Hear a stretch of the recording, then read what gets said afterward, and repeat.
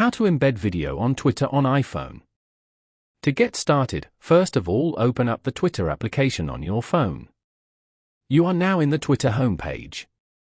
Here, you can explore and view posts from friends and pages that you follow on Twitter. Scroll down and hold any video from here. Then, tap on Post Video. Add in a caption and then tap on Post at the top right corner. After that, go back and tap on your profile at the top left corner. Then, tap on Profile. As you can see, you can now view the post on your feed. This way, you can use the same steps to embed any other video that you like on Twitter. Following these steps, you can easily embed video on Twitter on iPhone. Thank you for watching. Please leave a like if this tutorial helped you, or leave a comment below if you have any questions related to the video.